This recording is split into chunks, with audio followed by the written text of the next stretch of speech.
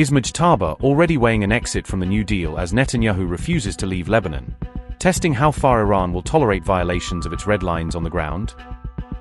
With the ink barely dry on the memorandum, reports indicate that Tehran is suspending its Switzerland trip to discuss implementation with the U.S. As Netanyahu keeps ignoring the Lebanon red line and continues strikes, has this forced Mojtaba to simply walk away from the understanding and blame Washington for failing to rein in Israel?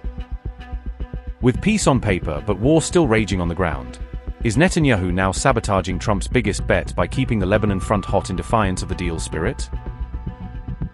Just hours after Iran and the United States signed their virtual memorandum of understanding, Switzerland stepped forward to confirm it was ready to host the next round of talks.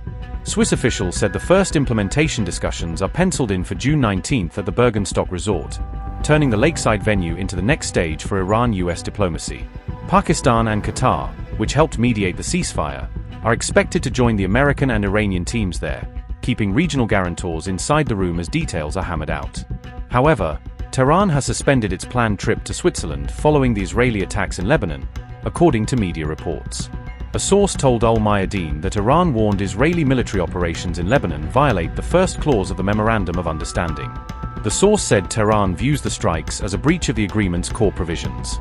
Interestingly, Pakistan's Prime Minister has postponed his own planned visit to Switzerland, with his office claiming the Memorandum of Understanding has already been signed. Notably, on June 17th, the US President warned that bombing could return if talks collapse, reminding all sides that the pause in strikes is conditional and reversible. And this meeting could not have come at a better time. On Sunday, we reached an agreement with Iran that achieves everything we set out to accomplish, everything and much more. Ending the current conflict, reopening the Strait of Hormuz, and preventing Iran from ever obtaining a nuclear weapon. That's what it was all about. That was about 99%. Iran cannot have a nuclear weapon. They can't develop it, buy it. They can never have a nuclear weapon. The past 2 days have provided a chance to discuss the details of this historic agreement with many of our closest friends and allies, including the G7 nations and many presidents and prime ministers, as you saw. Prime Minister Modi was here. We had a long talk. He's a great guy. They are thrilled that we made a deal, every one of them. There's not one nation that came to us and said, please, sir, keep dropping bombs on them. Please keep dropping bombs. The stupid people say that. Those last 2 days were brutal. $200 million worth of bombs. And, you know, it is expensive too, by the way, aside from everything else. And they knew I was coming for a third night. We informed them we're coming for a third night. They didn't have their Navy, it's sunk. They didn't have their Air Force, it's gone, not one plane. They didn't have anti-aircraft equipment, so we got free reign. They didn't have their leaders.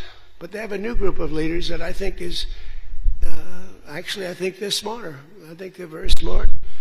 I think they're far less radicalized. And I think they're really good. They love their country. You know, you talk about regime change, nobody will say that, but I guess that's, look, their one set of leaders is all gone. Their second set of leaders is all gone. Their third set of leaders, a little bit gone, but for the most part, and frankly, I think that's regime change. I think they're going to behave much differently. I think they see a different way of life that they were never exposed to.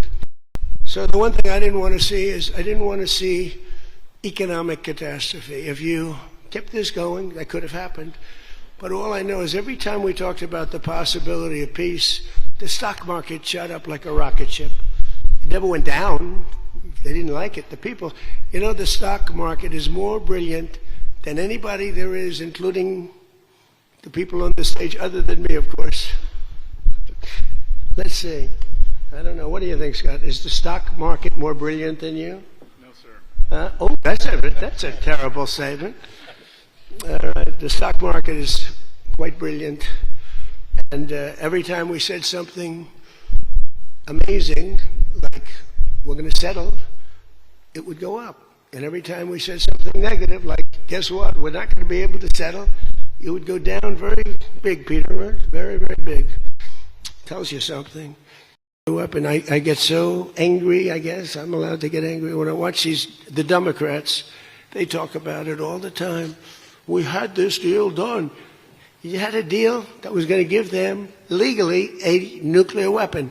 And if that happened, Israel would have been blown away. And in all fairness to Bibi Netanyahu, who happens to be a good man, gets a little excited sometimes. But he happens to be a very good man. We've had an amazing partnership. He's been an amazing prime minister. We have a little dispute over Lebanon. I say, you can do a little softer touch, Bibi. You don't have to knock down a building every time somebody walks into it that's from Hezbollah.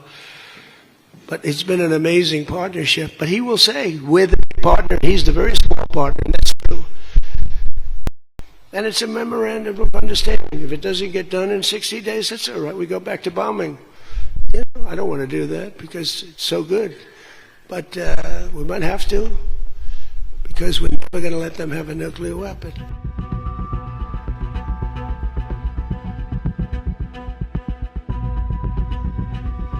Even as Pezeshkian and Trump signed their peace memorandum, Israeli warplanes continued to strike targets in Lebanon, undercutting the sense of a region-wide pause.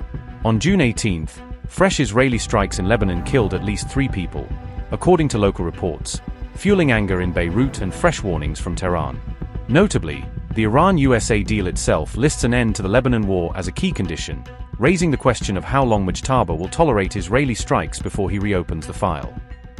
On June 18th, the IDF said its troops would remain inside southern Lebanon despite commitments outlined in the U.S. Iran agreement.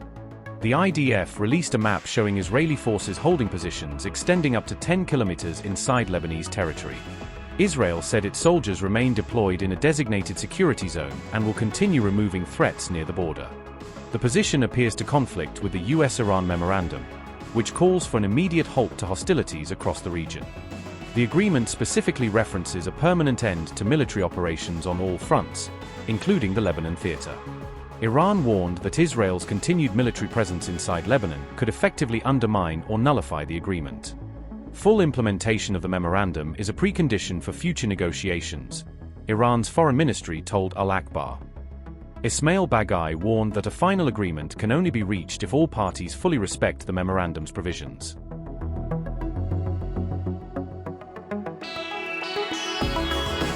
Hezbollah also signaled it has no intention of accepting what it described as a one-sided ceasefire arrangement. Amid continuing IDF attacks, the group responded to recent drone strikes and cross-border military operations.